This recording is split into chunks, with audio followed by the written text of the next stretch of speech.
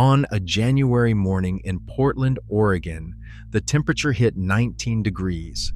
A retired framing carpenter named Ed was driving to the hardware store when he passed a homeless encampment along the freeway. People were huddled under wet tarps and soaked cardboard, shivering so hard he could see it from his truck window. Ed had spent 40 years keeping weather out of buildings. Custom homes, renovations, commercial projects. He could frame a wall in his sleep. And something about that image, people freezing 3 miles from a Home Depot full of insulation, didn't sit right with a man who'd made a career out of exactly this problem. 2 weeks later, he built the first shelter, a small insulated box made almost entirely from scrap materials he pulled out of a dumpster behind a demolition site. The whole thing cost him about $350. And the man he gave it to, a Vietnam veteran named Dale, told him it was the first night in 3 years he didn't wake up shaking from the cold. That was 4 years ago. Since then, Ed and a growing crew of retired tradesmen have built over 400 of these shelters across 3 states. And the way they do it is something that anyone with basic tools and a weekend could learn. This story starts with a pile of junk in a church parking lot and a group of guys who refuse to sit still after retirement. In 2019, a small group of retired construction workers in the Pacific Northwest started meeting on Saturday mornings. Someone had donated a flatbed trailer full of scrap lumber from a remodeling job, and a retired plumber named Gene had the idea to build sleeping shelters for a nearby homeless camp the city kept threatening to clear out. Nothing fancy, just something better than a tent, something with actual walls and insulation. What made this group different from other volunteer projects is that these men actually knew how to build things. Between them, they had over 150 years of combined construction experience. Electricians, plumbers, framers, roofers, concrete guys, the kind of men who could look at a pile of mismatched lumber and see exactly what it could become. That skill set turned out to be the difference between a nice idea and something that actually worked. On any given night, roughly 650,000 people in the United States are experiencing homelessness. About 40% of them are sleeping outside, and every winter, hundreds die from exposure. Government-funded transitional housing can cost over $40,000 per unit, and the wait lists for subsidized housing in cities like Portland stretch years into the future. So while cities spend millions on proposals, people are freezing to death on sidewalks 3 blocks from City Hall. That's the gap these retired builders decided to fill, with plywood, insulation, and the skills they'd spent their whole lives developing. Now pay attention to how they actually build these things, because the engineering is surprisingly clever for something that costs less than a decent set of power tools. The entire shelter starts with salvaged materials, and this is where the construction experience really pays off, because these guys know exactly where to find usable scrap that other people throw away. Demolition sites are the biggest source.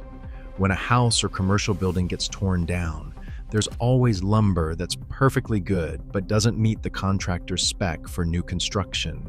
2x4s with minor warping, plywood sheets with cosmetic damage, oriented strand board with a water stain on one edge.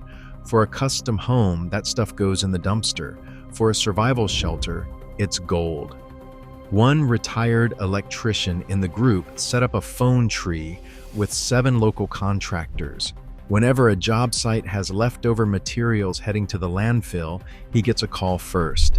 They also hit up renovation supply yards, Habitat for Humanity restores, and construction company donation bins. But here's the problem with building from scrap. None of it matches. You get 3 sheets of 1/2-inch plywood, 2 sheets of 3/4, a stack of 2x3s that are actually 1 5/8, and a pile of OSB that spent a week in the rain. Any normal builder would look at that mess and walk away. These guys looked at it and saw a system.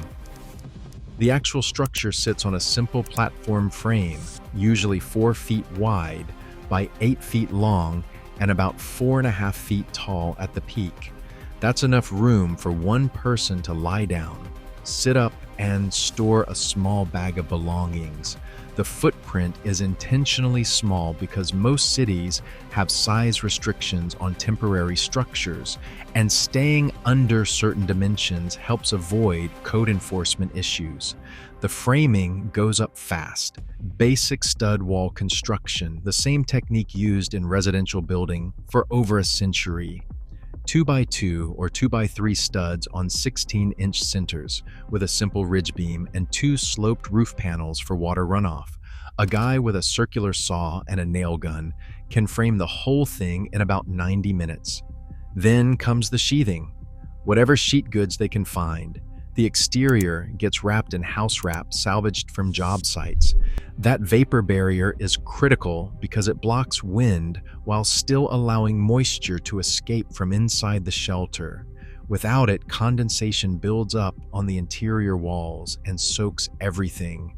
The roof gets a layer of reclaimed roofing, felt or rolled asphalt, and the seams are sealed with construction adhesive and caulk. These guys know from decades on job sites that water intrusion starts at the seams, so they spend extra time getting those joints right.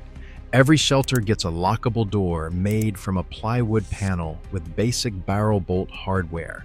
That lock matters more than you might think. For someone living on the street, the ability to close a door and know that your few possessions are safe while you sleep is a kind of security that most of us take completely for granted. But the part that really separates these shelters from a plywood box is the insulation, and this is where the construction knowledge gets serious. Early on, the group tried standard fiberglass bats in a few of the shelters. Within a month, the bats had absorbed moisture, compressed down to nothing, and lost most of their R value. That was a $50 lesson in why commercial builders don't use fiberglass in uncontrolled environments. They needed something that could handle dampness, hold its shape without a finished wall cavity, and still insulate. The answer was rigid foam insulation board, usually 1 inch or 1.5 inch reclaimed Poliso or XPS foam panels. These are the same panels used behind brick veneer on commercial buildings, and they show up at demolition sites constantly. A single commercial teardown can yield enough rigid foam to insulate 15 or 20 shelters. The foam gets cut to fit between the studs and sealed at the edges with spray foam from cans. Then the interior side gets covered with a thin reflective barrier. Some builders use radiant barrier sheathing. Others use heavy-duty reflective tarps or even layers of that silver-backed bubble wrap insulation you can buy at any hardware store. The goal is to create a thermal envelope that traps body heat inside the shelter. And here's what these builders figured out that most people wouldn't expect: a properly insulated shelter. This small doesn't need a heater. Your own body generates about 100 watts of heat at rest. In a tight, insulated space with good reflective barriers, that's enough to keep the interior above freezing even when it's 20 degrees outside. One of the volunteers, a retired HVAC technician named Carl, started thinking about this the way he'd think about a commercial building. He said insulation works in layers, just like a building envelope. You've got your exterior sheathing, your vapor barrier, your cavity insulation, and your interior finish. Each layer does something different. So he started including a TerraShell emergency bivvy inside each completed shelter. It's a compact emergency sleeping bag that reflects 90% of your body heat back toward you. Carl calls it the interior finish layer for a human being, the last line of defense between your body heat and the cold air. The feedback confirmed what he expected. The combination of structural insulation and the personal thermal bivvy made a noticeable difference on the coldest nights.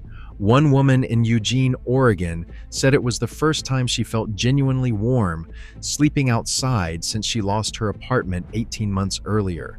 Carl now includes a TerraShell in every shelter the group builds. There's a link in the description if you want to check it out or grab a few to donate to a project like this. Beyond the physical construction, there's something about this project that's harder to measure but might actually matter more. When you hand someone a shelter that was built with real skill, real materials, and real care, it communicates something.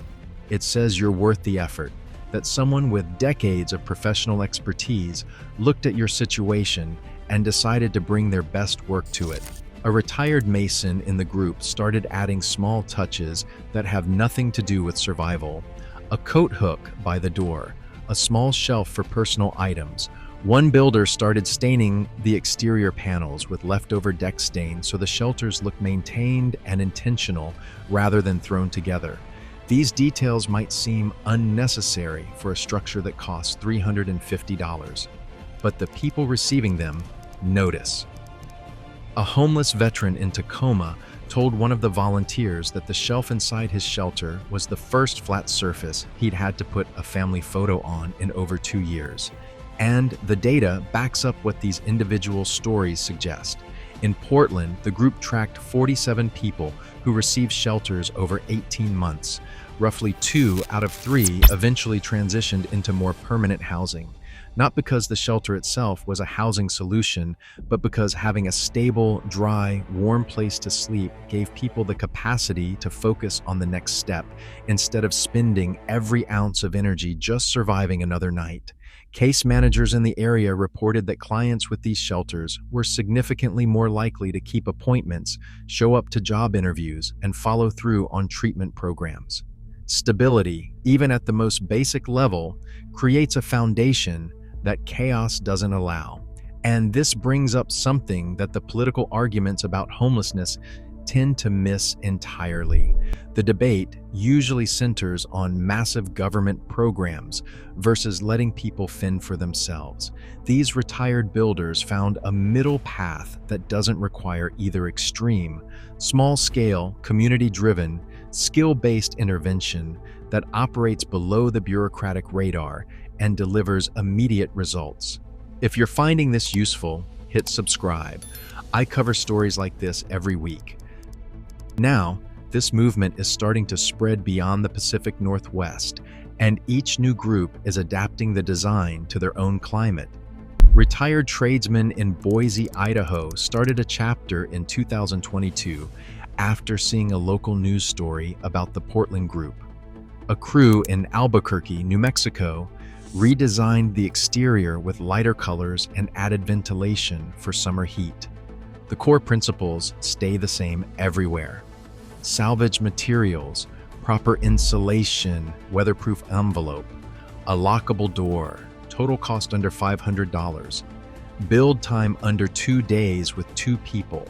The retired carpenter who started the whole thing says the most rewarding part isn't the building itself. It's watching other guys come out of retirement, pick up a tool belt again, and remember what they're good at. He told a reporter that half the volunteers had been struggling with the transition out of their careers. Construction workers are doers. They define themselves by what they build. And sitting around a house with nothing to construct was making some of them miserable. This project gave them purpose again, and that purpose happened to save lives. One group in Washington State partnered with a local high school shop class, and the students now build 2 shelters a month as part of their coursework. The teacher said it's the most engaged he's seen students in 20 years of teaching woodworking, because the kids know exactly who the shelter is going to, and they know it matters. If you're sitting there thinking you'd like to do something like this in your community, the barrier to entry is lower than you'd expect. The materials list is short. The tools are basic: a circular saw, a drill, a tape measure, a framing square, and a caulk gun will get you through 90% of the build. The plans are posted online for free, and some of the chapters will even do a video call to walk first-timers through the process. The retired carpenter behind the original Portland group put it simply. He said, "If you can build a doghouse, you can build one of these." The only difference is that this one keeps a person alive. Every winter, the same cycle repeats. Temperatures drop, shelters fill up, And people die because the gap between what exists and what's needed is too wide for any single program to close. But scattered across parking lots and church basements and workshop garages in a growing number of American cities, groups of retired tradesmen are chipping away at that gap, one shelter at a time, one Saturday morning at a time. With scrap lumber, a few $100s, and the kind of skill that only comes from a lifetime of building things that have to work. They skip the permits, the planning meetings, and the government contracts. They just started building. And if you made it to the end of this video, subscribe. I cover the kind of work that actually moves the needle, and next week's story is one you won't want to miss. Click the video on screen now.